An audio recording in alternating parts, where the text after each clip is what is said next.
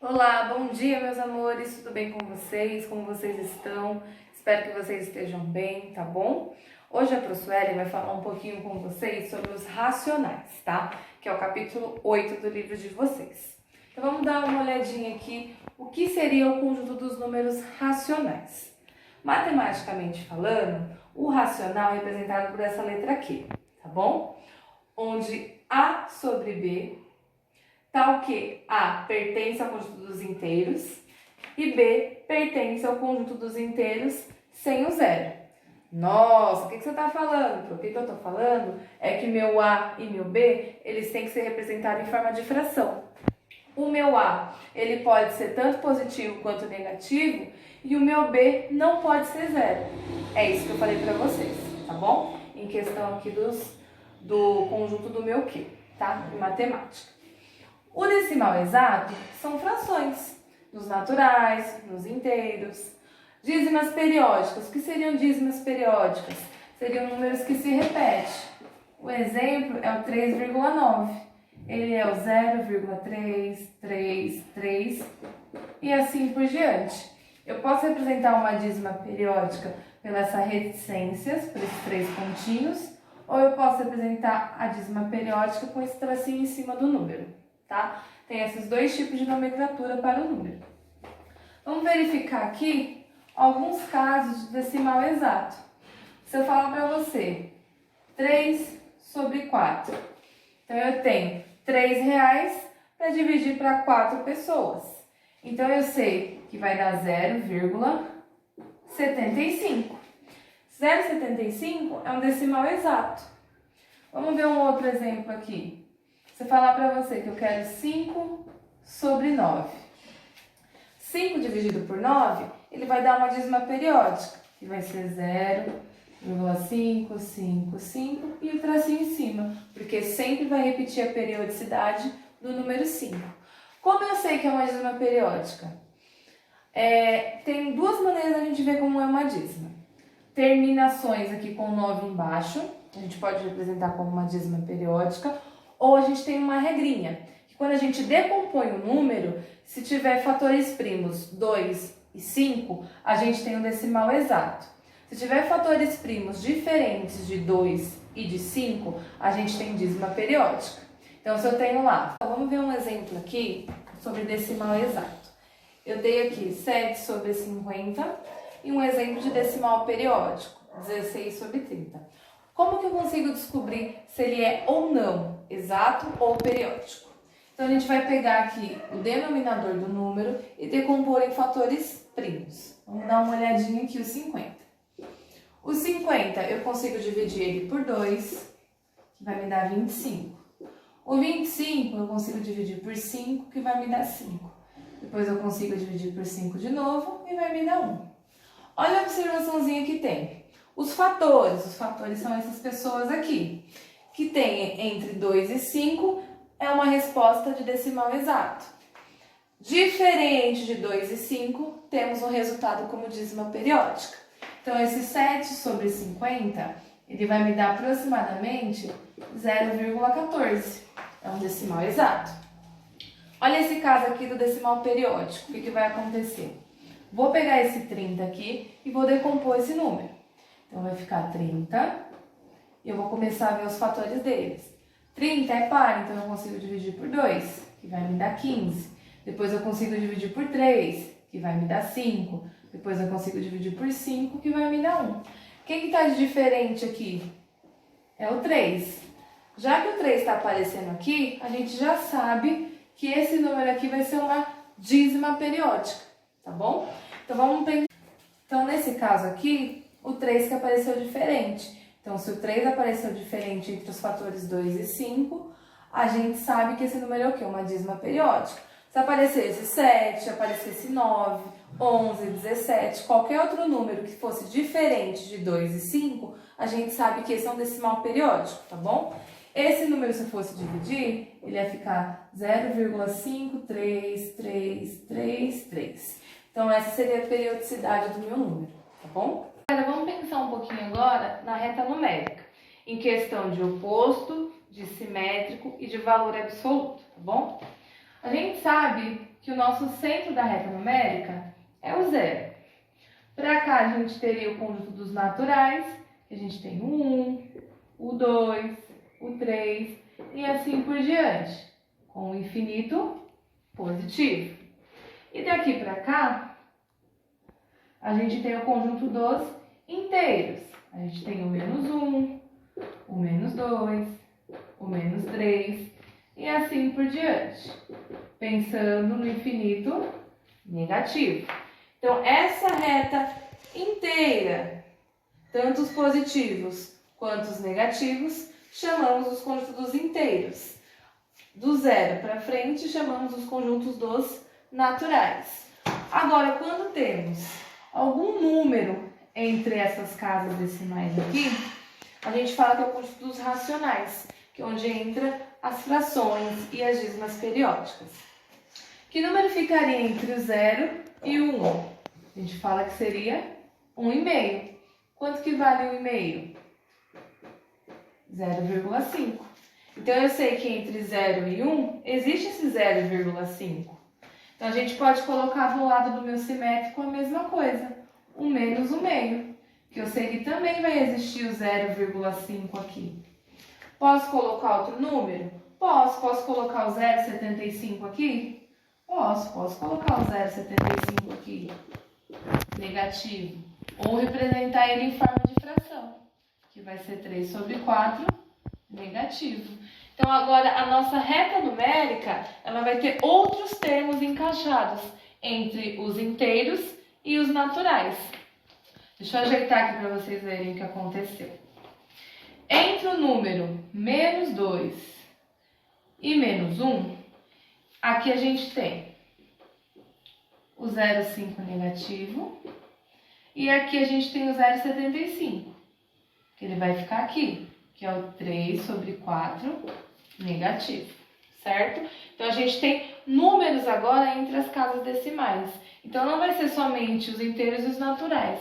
Existe esse novo conjunto que é chamado de racional. Vamos citar agora também a questão da comparação dos racionais. Quando a gente fala de comparar, a gente vai usar esses 4 termos aqui.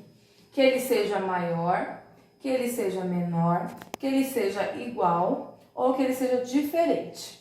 Vou pegar um exemplo para vocês. O menos o meio em comparação com o próprio meio. O menos o meio, ele é maior que o meio, ele é menor que o meio, ele é igual ao meio ou ele é diferente ao meio. Se eu estou falando na questão dos inteiros, o menos o meio, ele vai ser o quê? Menor em relação a 1/2. Então, a gente vai ler aqui que menos 1/2 é menor do que 1/2, certo? Agora, se eu falar para vocês que 1/2 positivo e o menos 1/2 negativo, a gente sempre vai saber que 1/2 é maior que menos 1/2 negativo, tá? Então, nesse caso aqui, ó, se eu inverter a ordem, eu tenho que inverter o sinal, tá bom? Eu não posso esquecer disso daqui. Um outro exemplo, se eu falar para vocês assim, que 1/5, ele é igual a 0,20. Tá certo eu falar que 1/5 é igual a 0,20? Tá. São duas representações diferentes. Se eu tenho R$1 e divido para 5 pessoas, eu tenho 20 centavos para cada pessoa. Então, a gente pode falar que isso daqui é uma igualdade, independente da nomenclatura que eu tenho aqui.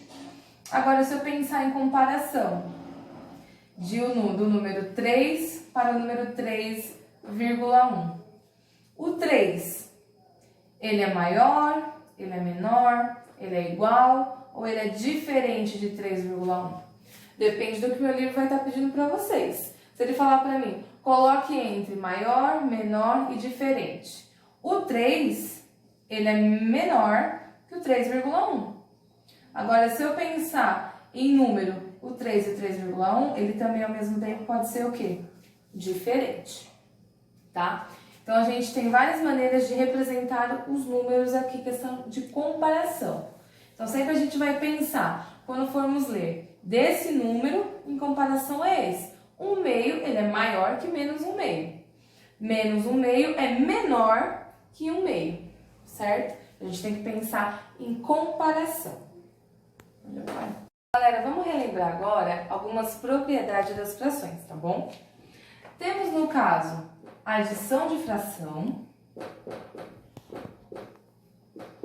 Temos subtração de fração. Temos multiplicação entre frações. Temos divisão de fração.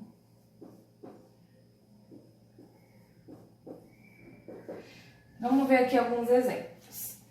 Quando os meus denominadores são diferentes, a gente faz o MMC. Professor, eu não sei quanto é o MMC. Então, vamos fazer juntos aqui. O MMC entre 2 e 4. Eu consigo dividir por 2, que vai me dar 1, e eu consigo por 2, que vai me dar 2, que vai me dar 1. Certo? Então, 2 vezes 2, 4. O MMC entre 2 e 4 é 4. Eu divido pelo de baixo e multiplico pelo de cima.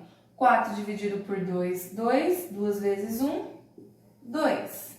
Copio o sinal de mais.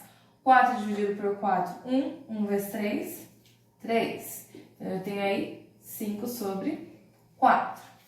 Isso na adição. Na subtração, a gente vai fazer o MMC da mesma maneira. Porém, a gente vai subtrair agora os números. O MMC entre 3 e 4, eu sei que é o 12. Se eu fizer aqui, eu vou achar o número 12. Então, eu divido pelo de baixo e multiplico pelo de cima. 12 dividido por 3, 4. 4 vezes 1, 4. Menos. 12 dividido por 4, 3. 3 vezes 2, 6. Então, a minha resposta vai ficar menos 2 sobre 12. Consigo simplificar essa conta ainda? Consigo. Posso simplificar por 2 em cima e por 2 embaixo. Vai ficar menos 1 sobre 6. Certo? Posso parar minha conta aí. Se vocês derem uma olhadinha, ó, ela está no conjunto dos negativos, tá bom? Minha resposta está negativa. No caso da multiplicação, eu faço direto. O numerador vezes o numerador e o denominador vezes o denominador. 2 vezes 6, 12. E 1 vezes 3, 3. Consigo dividir aqui? Consigo simplificar? Consigo. Posso simplificar por 3 em cima e por 3 embaixo. Vai ficar 4 sobre 1, ou até mesmo 4. Essa maneira de representar é igual a essa? Sim, é igual a essa, tá bom? Quando eu não tenho nada embaixo do número, eu posso falar que eu tenho 1 embaixo dele. Agora, no caso da minha divisão aqui de fração, a gente conserva o primeiro e inverte o segundo. E inverte o sinal. Qual que é o oposto da divisão? É a multiplicação. E eu vou inverter esse carinha aqui. Então, vai ficar 3 sobre 2. E agora eu faço a multiplicação direto.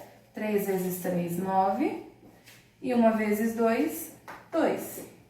Então, 9 sobre 2, tá? Existe algum outro tipo de fração? Existe. Nesse caso aqui, a gente fala que ela é irredutível. Por que irredutível? Porque eu não consigo simplificar mais nem em cima e nem embaixo, tá?